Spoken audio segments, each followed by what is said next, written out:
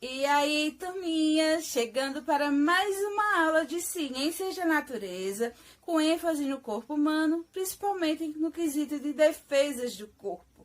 Hoje a gente vai ver os mecanismos de defesa que o nosso corpo possui, assim como o que ele pode adquirir e as doenças autoimunes. Eu espero que ao longo do vídeo vocês façam as anotações sobre o que vocês entenderam, do que não ficou claro principalmente, tá certo?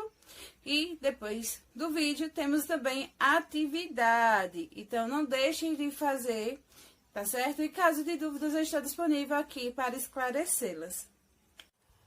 Então, a gente vai averiguar, a gente vai construir o conhecimento hoje com relação a esses mecanismos de defesas que o nosso corpo possui, como ele também pode adquirir, tá certo? E as doenças autoimunes. Defesas do corpo, doenças autoimunes. Então, é normal e é importante para a gente que o nosso corpo consiga identificar os agentes causadores de doenças e tente combater eles. Entretanto, o que vai acontecer em algumas pessoas é que o organismo vai reconhecer de forma errada os componentes do seu próprio corpo como ele fosse um antígeno. É como o nosso corpo reconhecesse as células de defesa do nosso corpo como um agente causador da doença, como um vírus ou bactéria, tá certo? Nesses casos, o sistema de defesa passa a combater os componentes do próprio corpo, causando esse tipo de doença. E há mais de 100 tipos de doenças autoimunes. A exemplo delas, a gente pode citar o lúpus eritematoso sistêmico, que é uma doença autoimune, que vai acometer aí a pele, os rins e até mesmo o sistema nervoso. E quando acomete a pele, é comum a lúpus causar lesões avermelhadas, como no rosto, mostrado aí nessa imagem.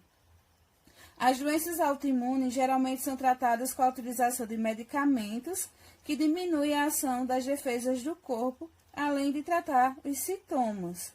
Mas é uma doença, claro, que não tem cura. Tem tratamento para aliviar os sintomas, tá certo? E a gente vai ver agora os mecanismos de defesa. O corpo possui diversos mecanismos de defesa contra agentes estranhos a ele.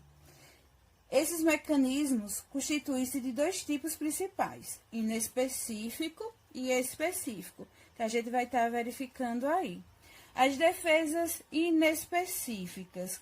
Inespecífica vem um nome diferente aí, né, para a gente tentar entender. Inespecífica porque trata de algo, gente, que a gente vai verificar que não está direcionada.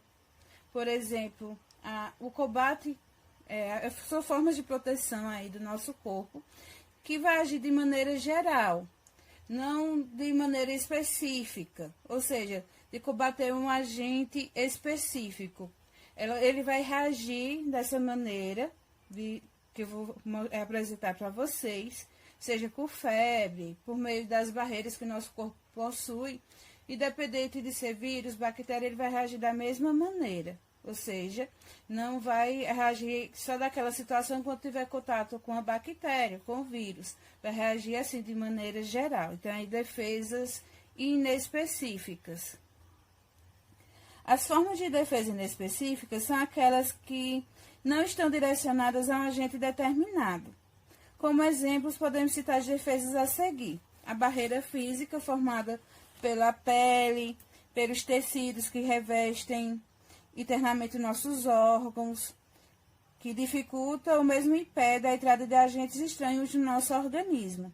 A gente também tem os processos de coagulação sanguínea e formação do tampão plaquetário, que vão tapar a lesão, visando diminuir as chances de entrada dos agentes infecciosos. O aumento da temperatura também corporal, que resulta na febre, dificulta a ação e a multiplicação de agentes causadores de doença. Além disso, até certo ponto, a febre estimula as reações corporais, ou seja, a febre é uma ação do nosso corpo para diminuir a reprodução do vírus, da bactéria no nosso corpo, tá certo? Diminuir a sua multiplicação, para que mais células sejam invadidas por esses micro-organismos. Porém, em caso de febre alta com persistência, Deve-se procurar um médico para verificar o estado de saúde, como também para verificar qual agente que está causando e tomar um medicamento que age diretamente no combate a esse micro-organismo causador da doença, tá certo? E as defesas específicas.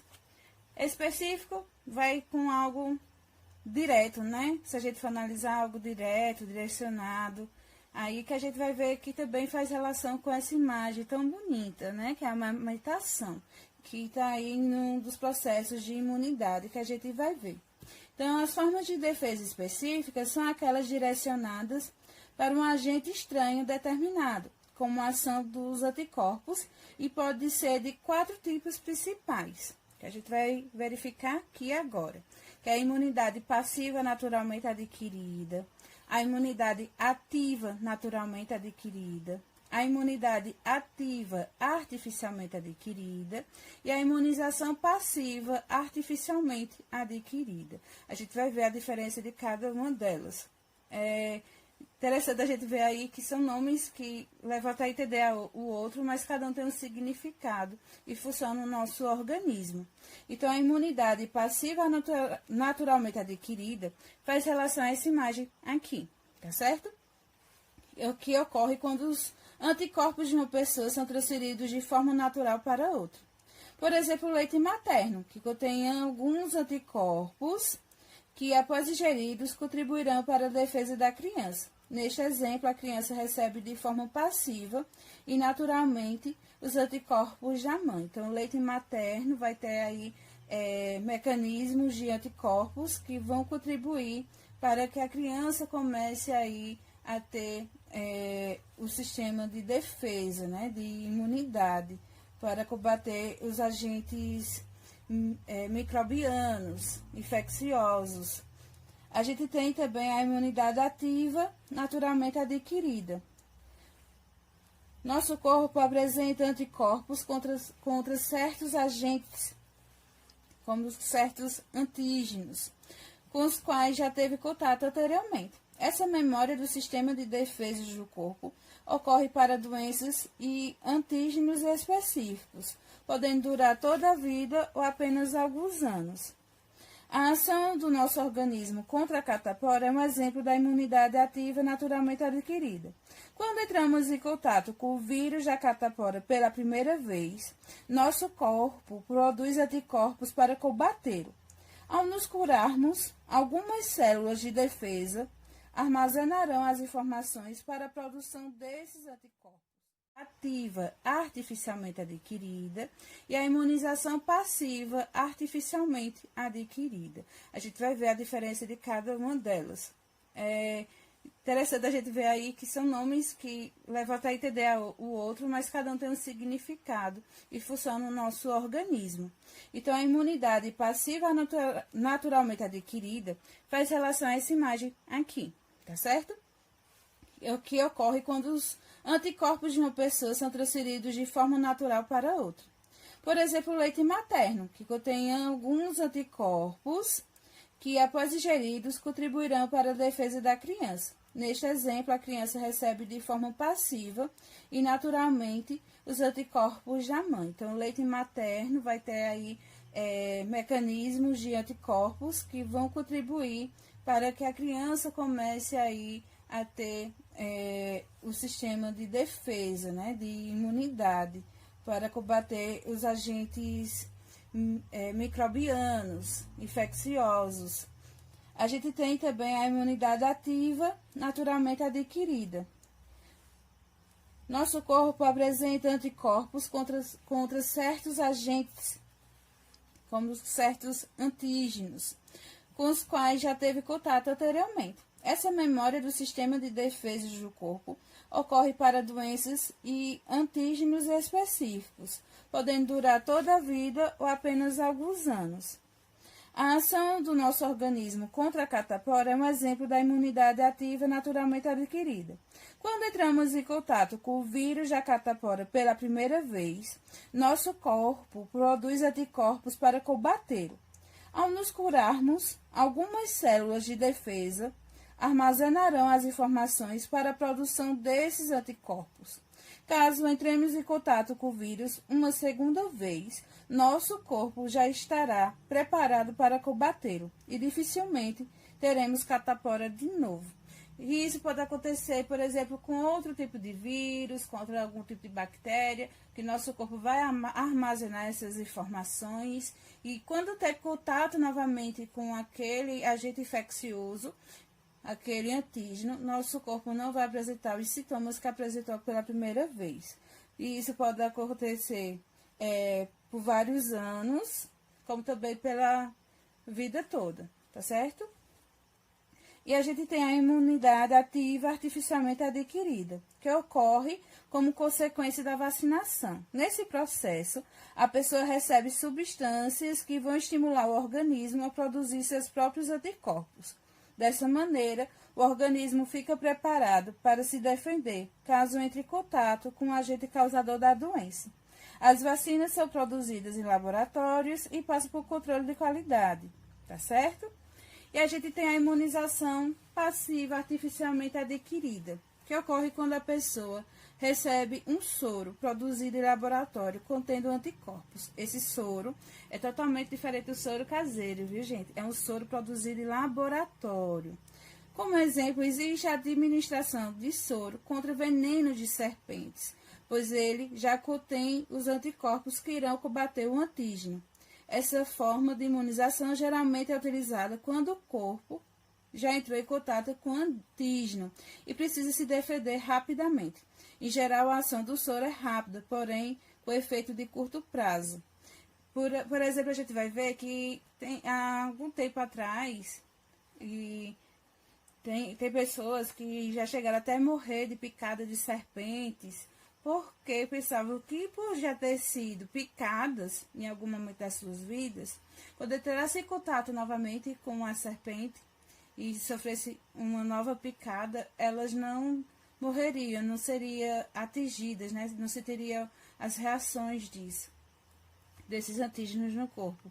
E pelo contrário, porque nosso corpo não produz anticorpos com relação a isso. Então, a gente precisa se imunizar de forma passiva, mesmo que a gente tome o soro hoje. Se a gente for picado novamente, a gente tem que tomar o soro novamente, tá certo?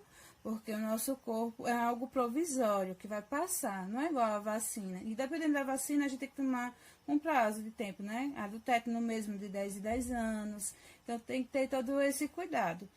E a questão do soro é porque é algo passivo, né, que a gente vai adquirir de forma artificial e que é provisório. Ele vai agir de forma rápida ali, mas só naquele momento. Não vai servir para o próximo momento que eu sofrer uma picada de algum animal. E aí a gente vai ver como é que ocorre a produção do soro. Primeiro, é aplicado o veneno, o antígeno, num cavalo. O cavalo vai produzir os anticorpos, que vai fazer parte aí das plaquetas do cavalo, leucócito e tudo mais, né? A formação no sangue dele. Depois de um tempo, de alguns meses, feito tipo uma transfusão, retirado o sangue do cavalo, é verificada a qualidade também, e se ele produziu anticorpos contra aquele veneno. Se isso foi feito, aí é que é produzido o soro. Então, primeiro é aplicado aí o veneno no corpo do cavalo. O cavalo vai produzir esses anticorpos. Depois é removido o sangue do cavalo, que vai ter esses anticorpos produzidos por ele. E depois produzido o soro, que é aplicado nos seres humanos. E a gente também tem a produção das vacinas, que primeiro é adquirida, é pegado aí o vírus ou bactéria, é feito o isolamento dele, né, purificação, fazendo com que ele seja enfraquecido, e colocado uma substância que a gente chama de adjuvante, que vai acelerar os processos de defesa aí para a produção da vacina.